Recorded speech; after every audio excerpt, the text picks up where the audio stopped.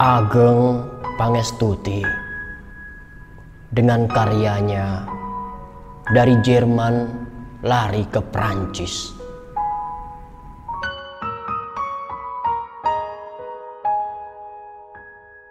Jika kita adalah seorang aktor, bumi ini adalah panggung, bintang dan matahari adalah lighting, maka semua yang kita lakukan sejatinya dikendalikan oleh sutradara. Lantas, siapa sutradara kita? Bak pertanyaan retoris. Tentu kita sudah tahu jawabannya. Dialah sang pemilik segalanya, Allah, pencipta alam semesta. Jika semua sudah diatur, lalu kenapa kita harus menggebu-gebu membuat skenario untuk hidup kita sendiri? Sebagai manusia, kita memiliki cita-cita. Dengan bermodal keinginan itu, kita berusaha sekuat tenaga untuk mencapainya. Hasilnya, kita tinggal menunggu tangan Allah. Apakah akan dipertemukan kita dengan cita-cita itu, atau justru kita dibelokkan padahal tak terduga? Hal itu pula yang pernah terjadi pada seorang murid bernama Safira Pandanwangi, gadis asal Solo, Jawa Tengah. Ia adalah salah satu alumni SMA Kesatuan Bangsa yang terletak di Jalan Wates kilometer 10, Sedayu, Bantul. Memang bukan tempat saya saat ini mengajar. Sekitar 1 tahun yang lalu, saya pindah dari sekolah tersebut dan beralih pindah tugas ke MTS Negeri 2 Sleman. 3 tahun saya mengajar Safira, cukup terpatri sosoknya di benak saya hingga sekarang. Apalagi beberapa minggu yang lalu kami sempat berkirim kabar melalui pesan WhatsApp. Tiba-tiba ingatan saya melayang mengingat sosok Safira. Ada kisah hebat yang sudah dilaluinya. Semenjak kelas 10, semua guru sudah mengenal Safira sebagai anak yang punya mimpi jelas. Di saat teman-teman seusianya masih bingung menentukan langkah setelah SMA, Safira sudah mantap bercita-cita. Ia berencana kuliah ke Jerman. Segala persiapan ia tekuni. Dari kelas 10 ia sudah mengikuti program belajar bahasa Jerman. Guru privat ia datangkan ke sekolah. Di sore hari, saat teman-teman seusianya beristirahat di kamar asrama, ia memilih meluangkan waktu untuk les privat bahasa Jerman. Tak jarang saya menemukan buku bahasa Jerman yang tergeletak di meja ketika jam pelajaran. Safira benar-benar sosok yang punya ambisi tinggi dalam menggapai cita-citanya. Keinginannya waktu itu satu, ingin menyusul kakaknya yang juga kuliah di Jerman. Hingga tiba di kelas 12, ia sudah lumayan fasih berbahasa Jerman. Sekalipun hanya belajar secara otodidak dan ditambah les privat dengan guru yang berganti-ganti, ia sudah menguasai bahasa asing tersebut. Perasaannya semakin mantap untuk melangkah ke Jerman. 1 minggu sebelum ia mengambil tes B1 bahasa Jerman, nilai ujian nasional turun. Nilai ujian nasional pun menjadi salah satu syarat agar bisa diterima di Jerman. Ia harus mengantongi angka depan 6 untuk masing-masing mata pelajaran. Sedikit cemas, ia melihat pengumuman nilai ujian nasional. Saat ia menengok tabel nilai berisi angka, ia tercekat seketika. 4 baris nilai bertuliskan angka depan 9, 8, 5, dan 4. Tertera nilai 50-an dan 40-an pada mata pelajaran matematika dan IPA. Hari itu rasanya ada karang besar yang menghantam kapalnya yang sedang melaju menuju Jerman. Gagal sudah rencananya.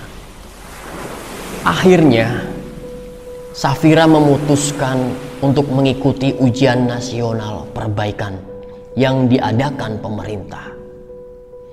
Nilainya justru semakin turun. Tak berhenti sampai di situ, ia juga mengikuti ujian nasional susulan. Nilainya pun semakin turun.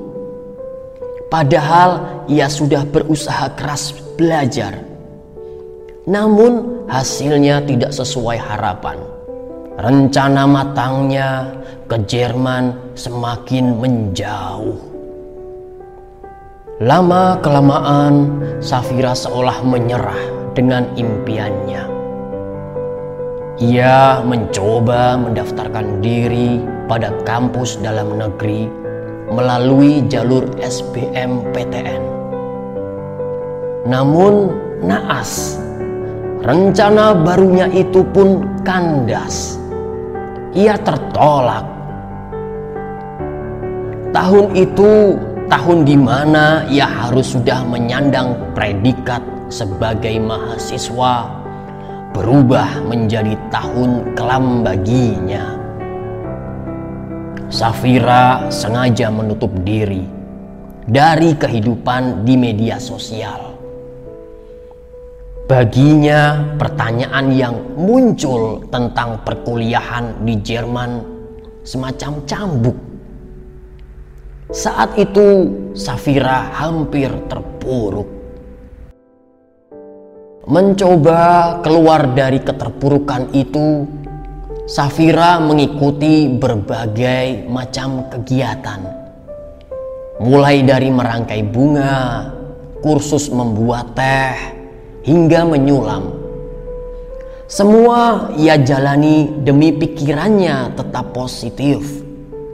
Hingga tiba suatu hari, ia bertemu dengan salah satu kakak kelasnya yang sudah berkuliah di Prancis. Mendengar segala cerita dari kakak kelas tersebut, perlahan Safira menata ulang skenario hidupnya. Sekalipun ada rasa ketakutan terhadap perulangan kegagalan, ia tetap mencoba bercita-cita kuliah di Perancis. Safira memang gadis dengan pendirian kuat. Dari awal SMA, ia memang sudah memiliki mimpi yang tinggi, berkuliah di luar negeri. Mimpi awalnya adalah di Jerman. Saat ia terbangun dan mendapati Jerman di luar genggaman, ia bermimpi lagi. Kali ini Prancis. Dengan semangat baru yang membara, Safira mulai belajar bahasa Prancis dari nol. Setiap hari dari pagi hingga menjelang maghrib, ia belajar modul-modul bahasa Prancis. Dalam waktu 3 bulan, ia rutin menggeluti bahasa asing tersebut untuk mendapatkan A2.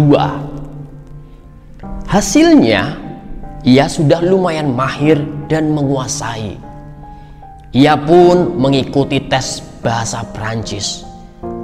Ia mengikuti 2 kali TCF dan 1 kali DELF dan berhasil lulus. Safira diterima di École Supérieure de Commerce. Kampus di Paris tersebut merupakan sekolah khusus bisnis dengan fasilitas yang sangat bagus di Prancis. Saat itu Safira memulai musim semi kehidupannya. Sudah tidak ada keterpurukan di hidupnya. Baginya, kisahnya di masa lalu justru menjadi pembelajaran berharga bagi hidupnya.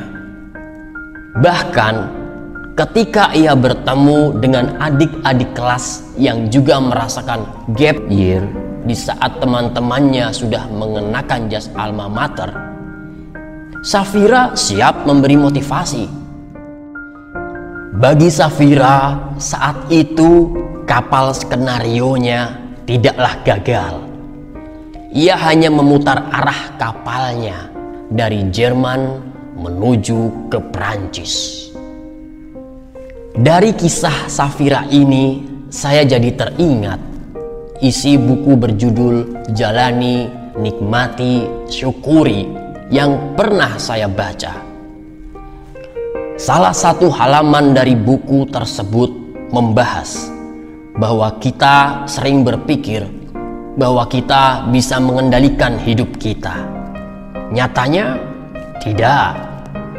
Kita lupa bahwa ada Allah yang memiliki kehendak atas hidup kita. Mana yang baik dan mana yang buruk untuk hidup kita. Suwiknyo 2018 halaman 32. Kembali lagi pada pertanyaan di awal tulisan ini. Jika semua sudah diatur, lalu kenapa kita harus menggebu-gebu membuat skenario untuk hidup kita sendiri? Jawaban atas pertanyaan itu rasanya mudah. Memang Allah adalah sutradara kita. Namun sebagai seorang aktor, kita pun punya kesempatan untuk merangkap menjadi seorang penulis cerita, pembuat skenario. Bukan berarti ketika hidup kita telah diatur, kita tidak bisa mempunyai mimpi. Safira Pandanwangi adalah contoh. Skenarionya di awal tertolak oleh sutradara. Ia gagal ke Jerman. Namun, ia tetap berjuang membuat skenario baru. Pada akhirnya, skenario barunya disetujui oleh sang sutradara. Jadi, ayo kita bermimpi dan mulai menulis skenario kita. Tidak ada salahnya kita menjadi penulis sekaligus aktor. Kita berusaha menjadi aktor terbaik. Hasilnya kita serahkan pada sutradara.